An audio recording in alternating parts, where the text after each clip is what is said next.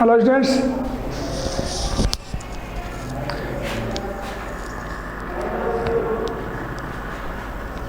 I wish you all are fine. Start करें class.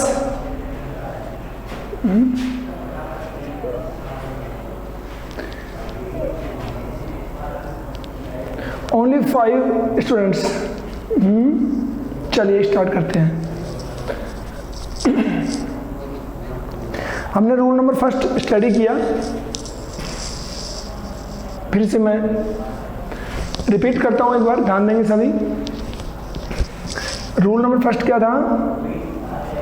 Verb first form S और ES, mean to से present indefinite tense.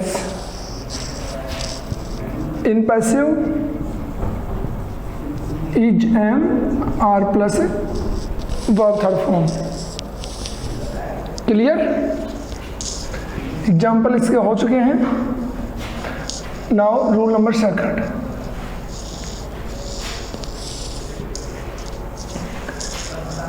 Is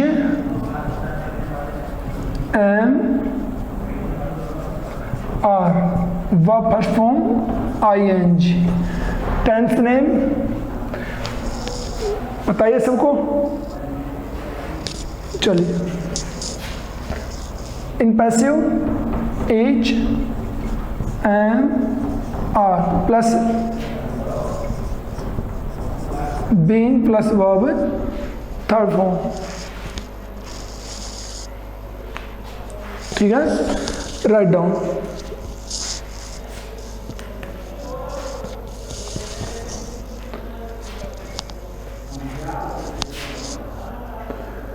You are only 7 to 8 students. Okay, so you should be visible. आप सबको screen पे होना चाहिए. If you are studying, तो screen पे होना चाहिए आप सबको. Okay, otherwise as you wish. ध्यान देंगे, आपसे पूछा जाएगा अभी यहाँ पे कि is am are again is am are 3 times ये यूज हुआ है. तो क्या आप इनको ढंग से आइडेंटिफाई करते हो? यहाँ पे is am are present indefinite में भी शो हुआ है, प्रेजेंट कंटीन्यूअस टेंस में भी शो हुआ है. तो क्या इस डिफरेंस को आप जानते हैं क्या?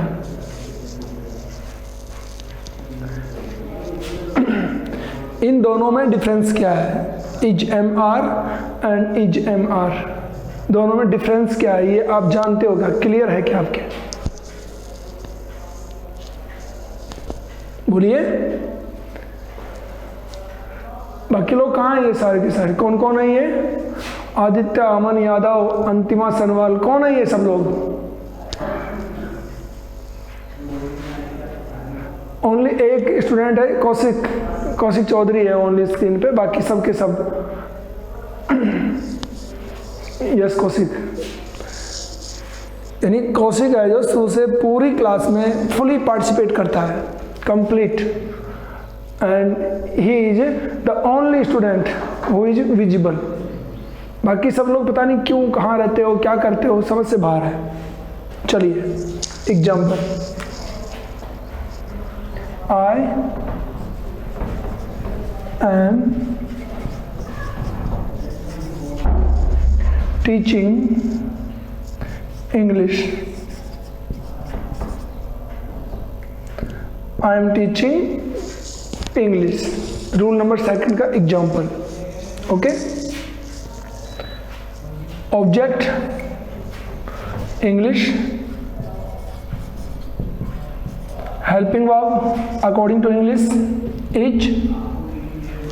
नाउ आईएनजी को रिमूव करना है मेन वर्ब से, बिकॉज मेन वर्ब की हमें थर्ड फॉर्म करनी है. Okay, for this be verb being verb third form taught by subject to object me. Clear? ध्यान देंगे. फर्स्ट टाइप जो होता है इंडेफिनेट, बता दो एक बार। इंडेफिनेट में बी वर्ब की रूट फॉर्म काम में आती है बी। कंटिन्यूस टेंस में बीइंग और परफेक्ट में आती है बीन। ये तीनों बी की फॉर्म हम यूज करते हैं पैसिव वॉइस में। Without B verb passive voice construct नहीं कर पाते हम। और यही है जो पूछा है आपको, is am are be verb of present indefinite, is am are. इसमें बी की आईएनजी फॉर्म यूज कर ली हमने, और इसमें आगे जो थर्ड रूल पढ़ेंगे उसमें बीन यूज करेंगे हम। चलें एग्जाम्पल को अपने पास लिख लें, और ये कंप्लीट आपके फेयर नोट में होना चाहिए सभी के। Clear? Rule number third,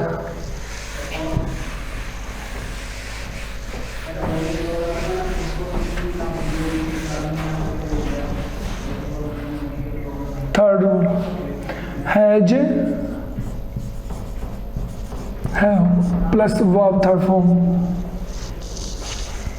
okay, तो helping verb has have, be verb की third form been plus verb third form. यह rule number third.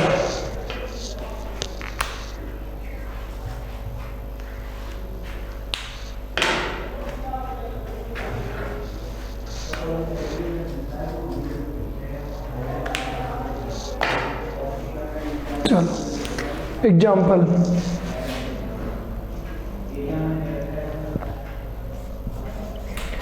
he has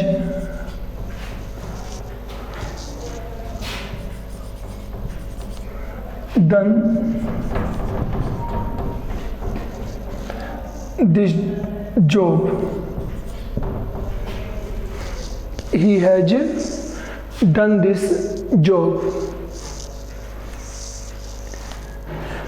खुद चेंज कर लीजिए पहले एक बार, अकॉर्डिंग टू रूल या according to previous class. By the way किसी को आता हो तो चेंज करके रखें अपने पास।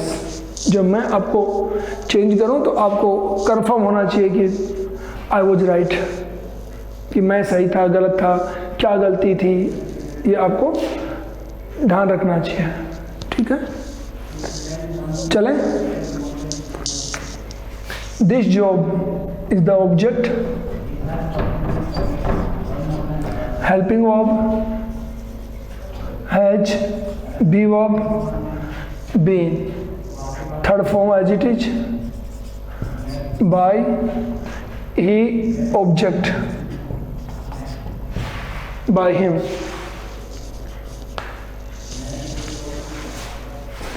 बेल कहाँ ले गए सर? मार्कर नहीं चल रहा सही। इसमें देख लो इंक हो तो बाय द वे नहीं है, उनको बोल देंगे। हाँ बेटे, this job has been done by him, very good, very nice.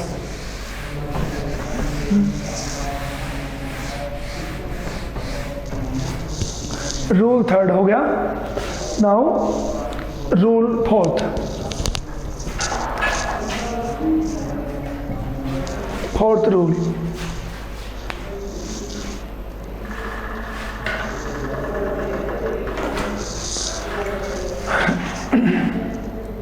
Verb second form, verb second form mean to say past indefinite tense, past indefinite tense. So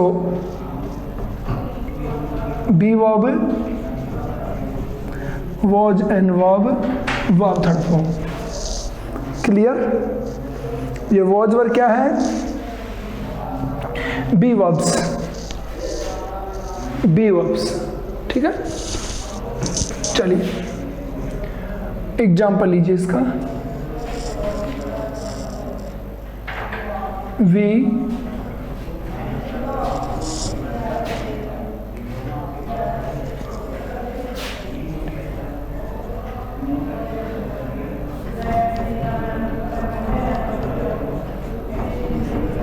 We learnt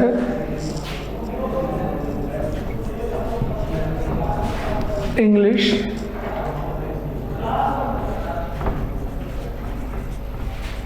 grammar in previous class। ये sentence आपके सामने, we learned English grammar in previous class. Okay, passive construct करना अपने को इसका। Object English grammar,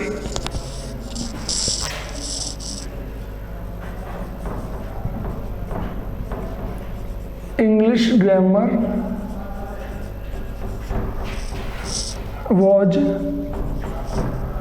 third form learnt in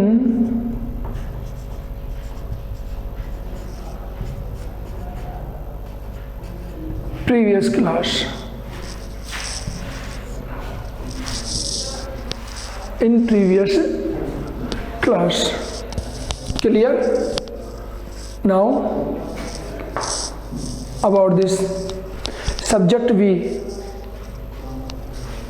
हमने use नहीं किया इसको पैसिव में, ठीक है। इसके लिए बता दूँ मैं आपको, अनइम्पोर्टेंट सब्जेक्ट्स को बाय प्लस ऑब्जेक्ट में यूज नहीं करते हैं, अनइम्पोर्टेंट सब्जेक्ट्स को।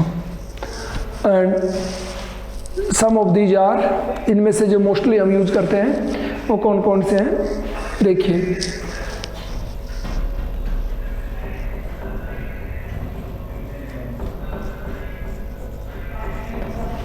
Unimportant subjects, we, they, one, someone, children, men, people, ठीक है।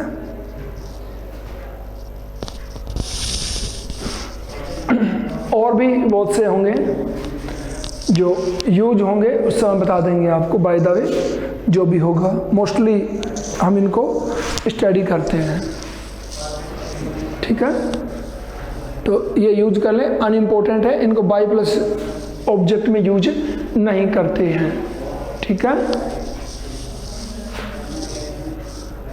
चले आगे, इसको नोट रखें, अदरवाइज तुम इसको यूज करोगे यहाँ पे। English grammar was learned by us in previous class, तो वो अच्छा नहीं लगेगा, क्यों? अकॉर्डिंग टू स्टैंडर्ड जो माइनर जो चीज़ें हैं उनको याद रखना ज़रूरी है।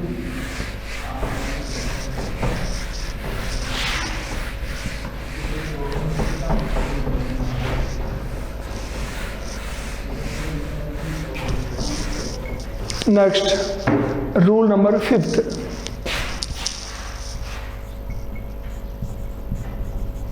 वॉज, वर।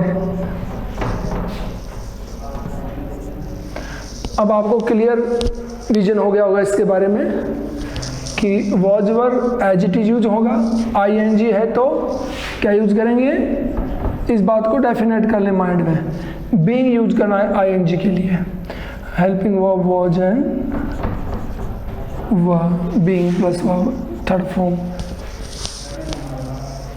ठीक है। ये हो गया 5th rule. Example,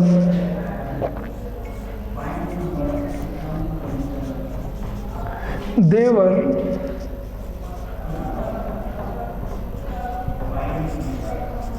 making a noise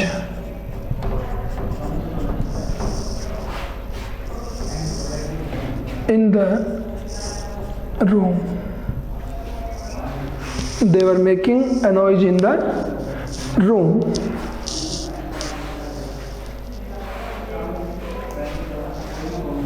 change करके देख लें एक बार।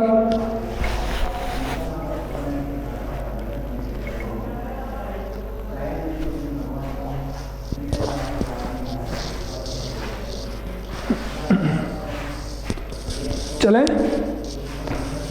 देखिए, a noise was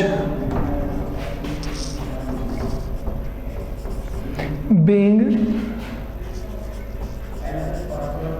made in the room.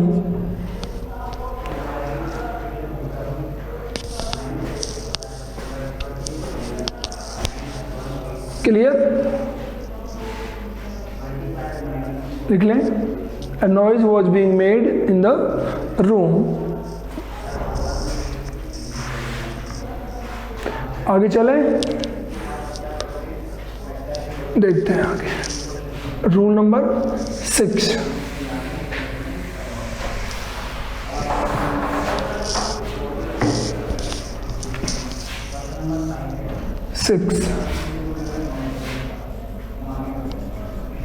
had plus third form.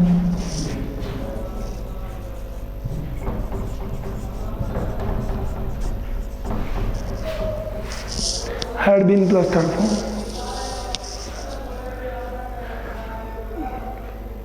But first letter should be capital. First letter of any sentence should be capital. Okay, and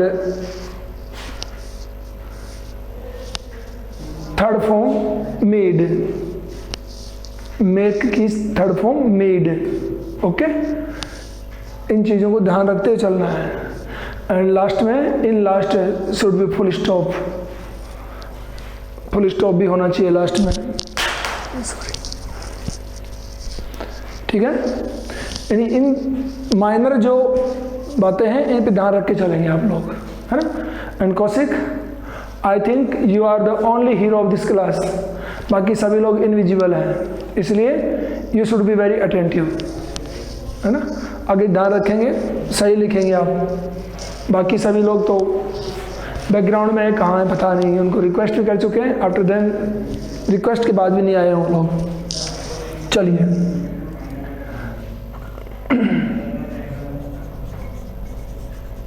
Radha had sung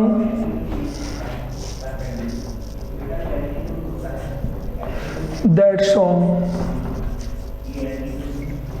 Radha had sung that song.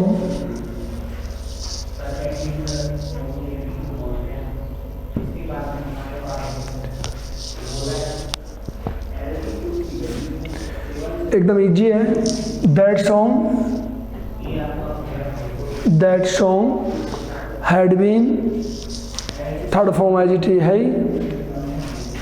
लिख दीजिए।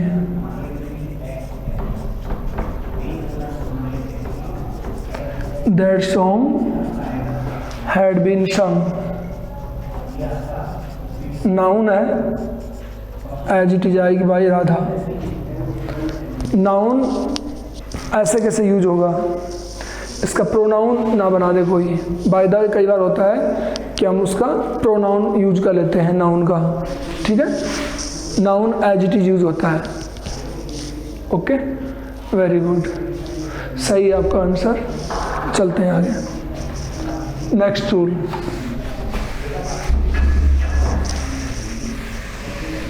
Rule number 7।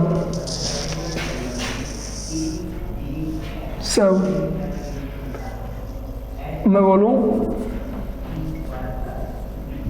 Shell, will plus verb first form, या फिर नीचे में एक word और लिखूं, modal plus verb first form, तो एज इट इज होगा shall will modal plus be plus verb third form. ये ध्यान देंगे आप, मॉडल के साथ पैसिव में हमेशा बी वर्ब यूज करते हैं। नोट इट, लिख लीजिए।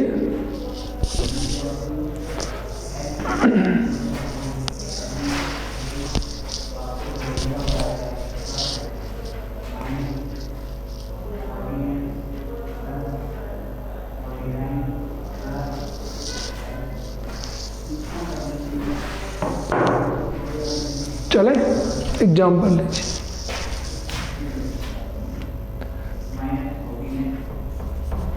सी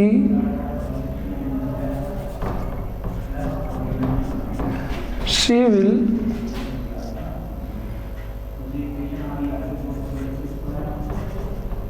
give me a present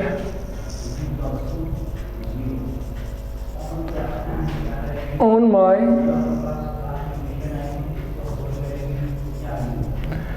great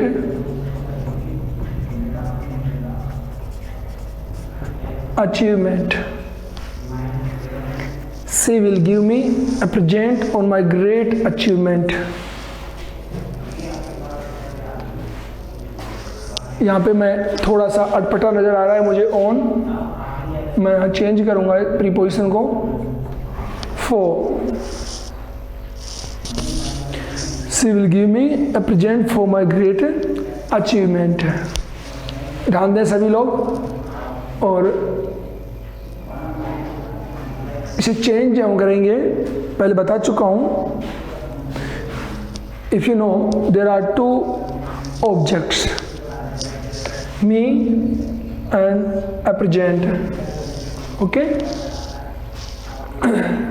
In priority we will use indirect object, indirect object को यूज करेंगे हम फर्स्ट में तो, ओके?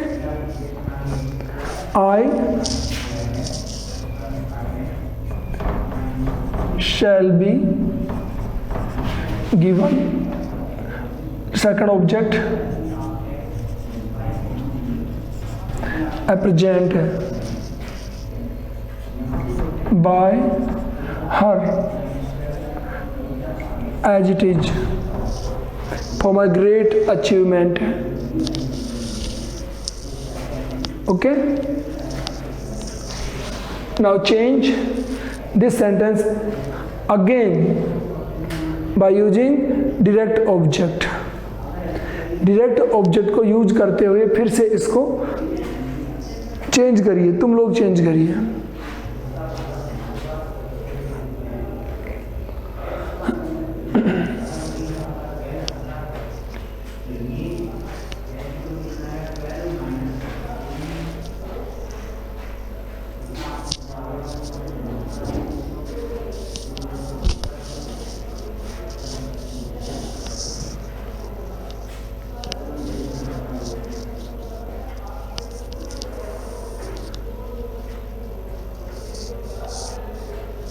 हो गया?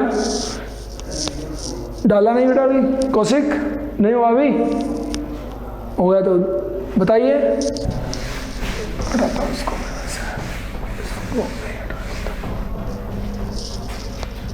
ये हो गया। क्या बना? A present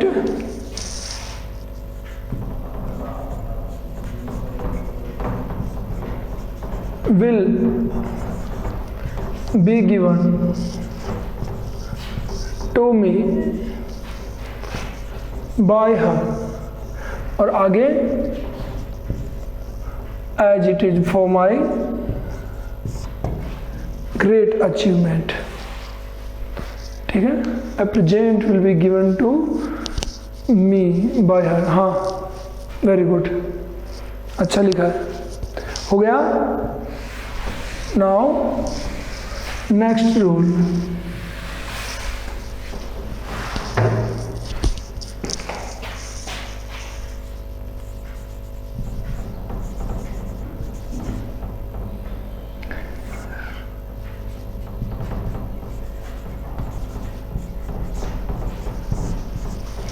shall have, will have plus verb third form।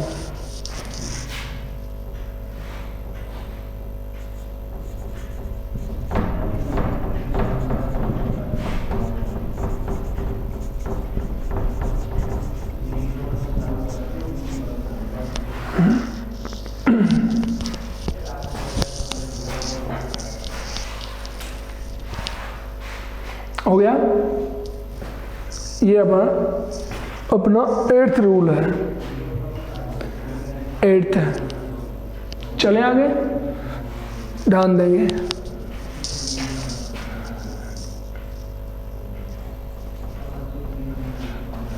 We shall have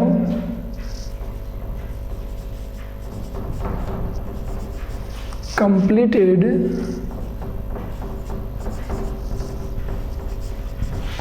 our course. We shall have completed our course by August 2021.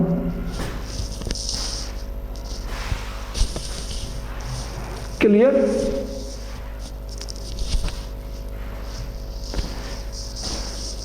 If you अगर चेंज कर सकते हो तो कर सकते हैं।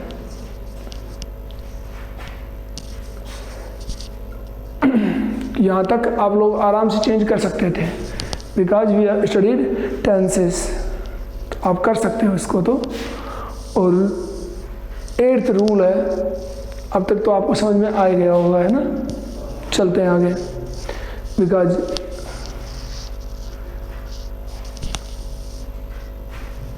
विजुअल पार्टिसिपेंट्स नहीं है कोई भी, कोशिश आप ही हो ओनली। देखें और मैं इसका आंसर बनाता हूँ, ठीक है। ऊपर लिखूंगा मैं, our course will have been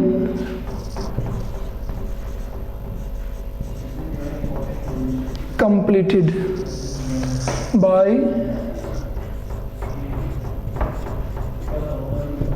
August 2021.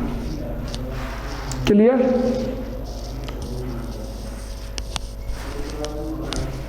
Very nice. हो गया है तो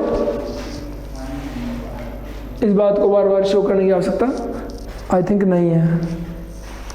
चलें आगे। यहाँ तक आपको जो 8 रूल जो आपको बताए, ये रूल किसके थे? टेंसेस के थे, है ना। टोटल रूल थे टेंस से। इसके बाद में अदर रूल्स आएंगे अपने।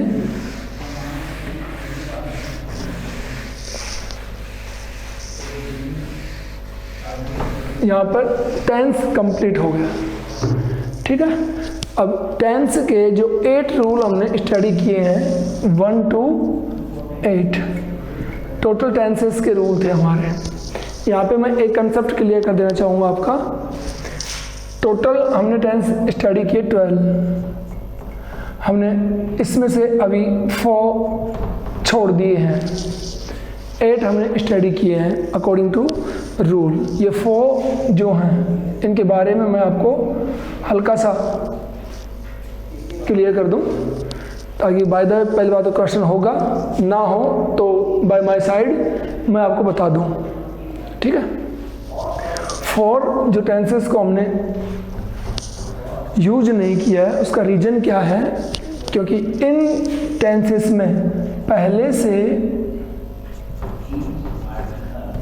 बी वर्ब को as a helping verb use कर रखा है। इनमें बी वर्ब हेल्पिंग वर्ब के रूप में यूज है, और हेल्पिंग वर्ब और बी वर्ब दोनों सेम फॉर्म में हम यूज नहीं कर सकते।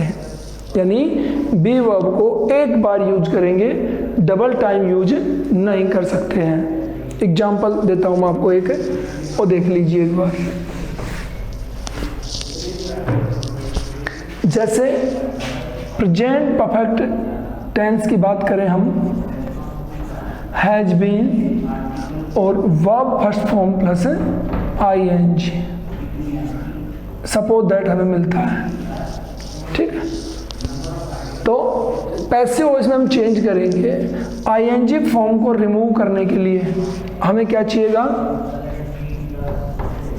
बी, और there is already third form of the be verb.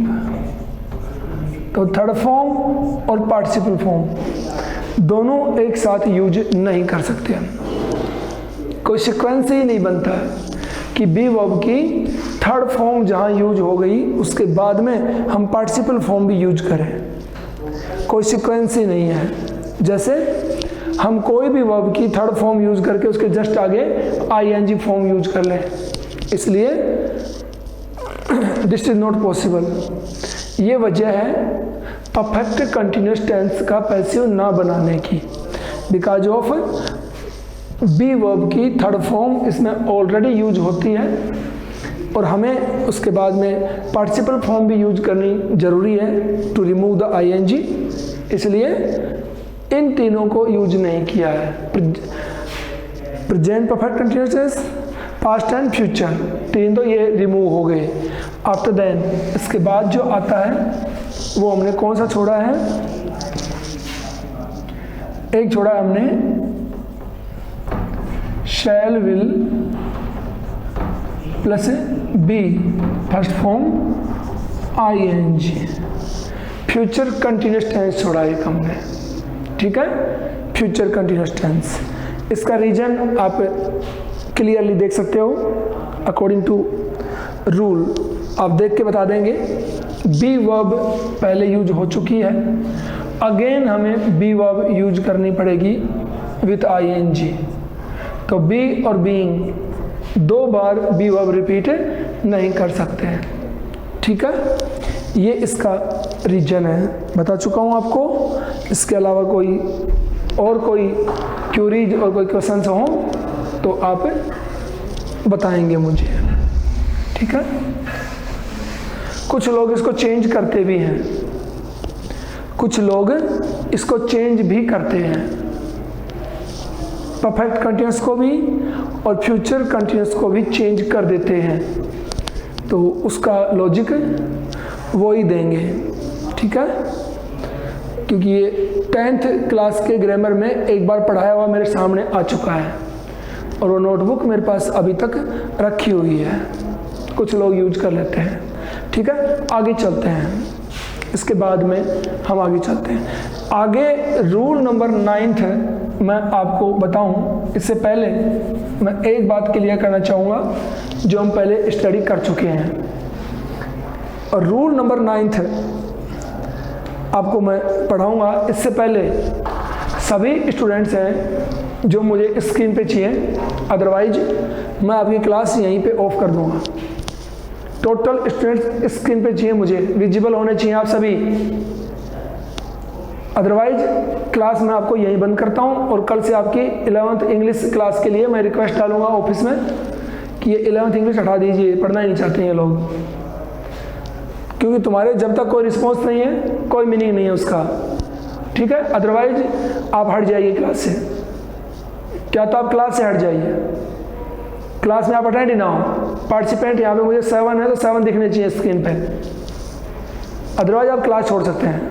School को मैं ये बात बोल दूंगा आज, ठीक है। सभी सुन लें, अगर आपको विजिबल नहीं रहना है क्लास में तो कल से क्लास ज्वाइन नहीं करेंगे आप लोग, अदरवाइज मैं ऑफिशियल्स को बोल के आपकी क्लास हटवा दूंगा।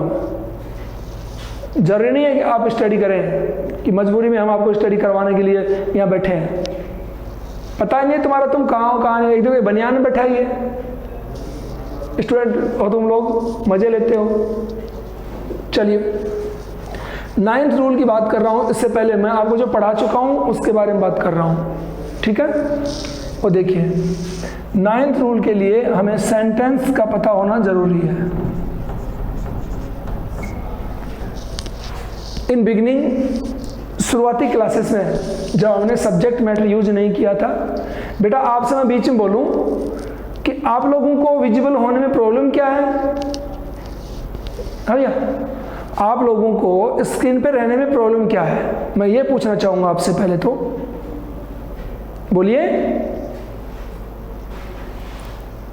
अपने मैसेज बॉक्स में अपनी खुद की जो बातें हैं, क्यूरीज हैं, उनको डालिए। पता नहीं क्या हो तुम लोग, यहाँ क्लास लगा रखी है, ओनली 8 स्टूडेंट्स के लिए क्लास लगा रखी है स्कूल ने, और तुम हो कि पता नहीं कहाँ रहते हो।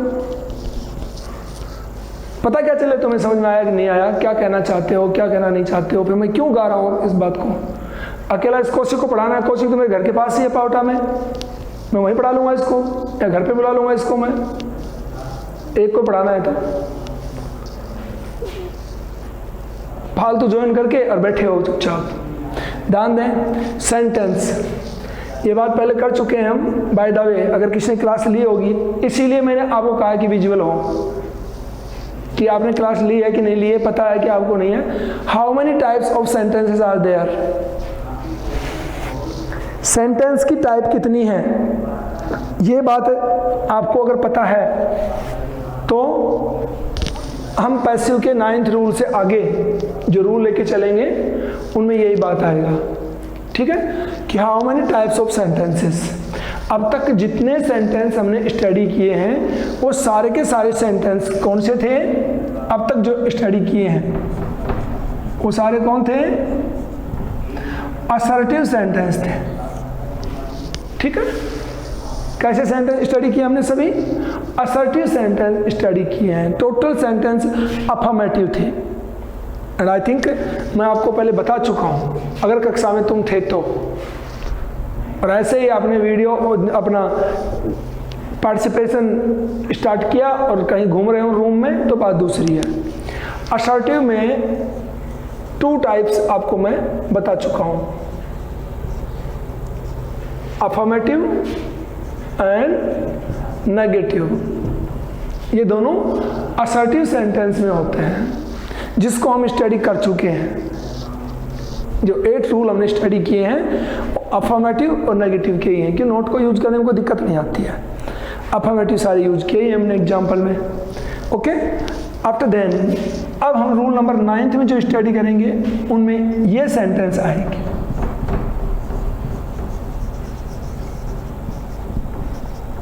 सेकंड टाइप कौन है, इंटरोगेटिव सेंटेंस। कौन है, इंटरोगेटिव। अब इंटरोगेटिव में एक तो होगा आपका हेल्पिंग वर्ब वाला, एक होगा WH वर्ड वाला। एक तो 9th रूल में ये आ जाएगा, इंटरोगेटिव सेंटेंस का पैसिव, ओके। आफ्टर देन आगे रूल बढ़ाएंगे हम, तो रूल को बढ़ाएंगे तो सेंटेंस का third type of sentence, okay, वो है इम्पेरेटिव।